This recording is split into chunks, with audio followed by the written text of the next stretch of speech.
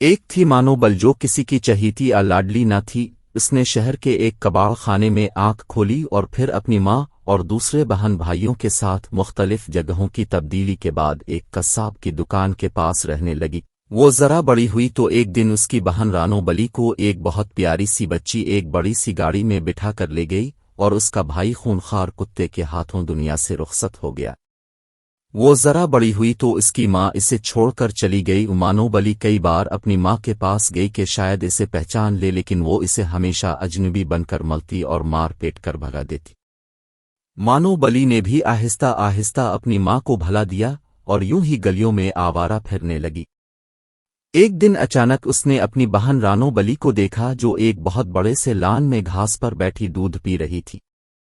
مانو بلی فوراً آگے بڑھی اور اسے پکارا، لیکن اس نے بھی بہن کو پہچاننے سے انکار کر دیا اور اسے اپنے گھر سے نکال دیا۔ مانو بلی کا دل ٹوٹ گیا۔ وہ باہر نکلی تو ایک شریر بچے نے نشانہ لے کر ایک پتھر اسے دے مارا۔ پتھر اس کی ٹانگ پر لگا اور وہ لنگڑا کر گر پڑی۔ بچے کے ساتھی اس کے اس سنہری کارنامے پر قہقہے لگانے لگے۔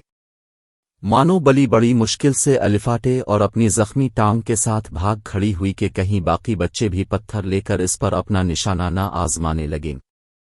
اسے انسانوں پر غصہ آنے لگا کہ وہ کس دیدہ دلیری سے ہم جیسے معصوم جانوروں پر ظلم کرتے ہیں اور انہیں کوئی کچھ نہیں کہتا۔ وہ اپنی زخمی ٹانگ کے ساتھ ایک گھر میں داخل ہوئی تو وہاں ایک مہربان بچی سے اس کا واسطہ پڑا جس کا نام زینب تھا۔ زینب کو اس کی حالت پر بہت ترس آیا۔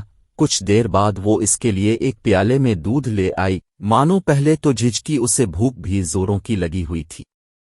مانو بلی نے تھوڑا سا دودھ پیا تو اس کی بھوک اور زیادہ جاگ اٹھی۔ اس نے جلد ہی سارا دودھ پی لیا اور لیٹ گئی۔ زینب اندر چلی گئی تو مانو بلی نے بھاگنے کا سوچا، مگر اپنے اس نئے مہربان دوست کو چھوڑنے کو اس کا جی نہ چاہا۔ آخر زینب آئی تو اس کے ہاتھ میں مرہم پٹی تھی۔ مرہم پٹی ہونے کے بعد مانو بلی کو کچھ سکون ہوا تو وہ سو گئی۔ اگلے دن زینب اسے اپنے گھر کے اندر لے گئی۔ اس کے والدین بھی مانو بلی کو مہربان اور اچھے معلوم ہوئے، چنانچہ جلد ہی وہ اس گھر میں گھر کے ایک فرد کی طرح رہنے لگی۔ مانو بلی کا دل وہاں لگ گیا۔ ان سب کی مہربانیوں کا صلہ اس نے یہ دیا کہ اس گھر میں سے تمام چوہوں کو گھر چھوڑنے پر مجبور کر دیا۔ لال بیگ اور دوسرے کیڑے مکوڑے بھی اس نے ختم کر ڈالے۔ جب سے وہ اس گھر میں آئی تھی چوہوں کی جان پر بنی ہوئی تھی۔ ان کا کوئی حربہ کامیاب نہ ہوتا۔ مانو بلی جھٹ انہیں پکڑتی اور کھا جاتی۔ اچھا کیا نا آرام اور سب کی توجہ ملنے لگی تو مانو بلی آہستہ آہستہ کام چور ہونے لگی۔ کھا پی کر وہ سارا دن اور رات سوتی رہتی، اکثر چوری چھپے دودھ بھی پی لیتی، کبھی دوسری چیزیں بھی چپکے سے ہڑپ کر جاتی۔ زیادہ کھانے کی وجہ سے مانو بلی بہت موٹی ہو گئی، چلنا پھر اس کے لیے دوبھر ہو گیا۔ ایک روز چوہوں نے باورچی خانے میں ہلا بولا تو مانو بلی ان کے پیچھے دوڑی، مگر جلد ہی تھک گئی۔ چوہے بھی مانو بلی کی کمزوری جان گئے تھے۔ وہ ہر روز آدیر الفادیر پھرتے اور مانو بلی انہیں پکڑ نہ پاتی کیونکہ وہ بہت موٹی ہو گئی تھی۔ دوڑنے سے اس کا سانس پھول جاتا اور وہ تھک جاتی۔ ایک دن اس نے گھر والوں کو کہتے سنا کہ مانو بلی کو واپس چھوڑ دینا چاہیے کیونکہ یہ کسی کام کی نہیں رہی۔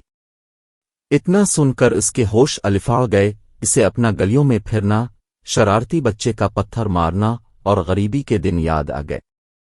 اسے انسانوں کی خود غرضی پر غصہ آیا، لیکن قصور اس کا اپنا بھی تھا۔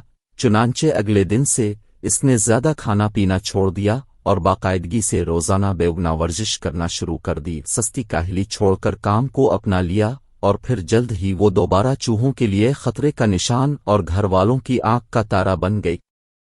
پیارے بچوں، اب بھی سستی چھوڑیں، دل لگا کر پڑھیں اور اپنے ماں باپ کی آنکھ کا تارا بنیں۔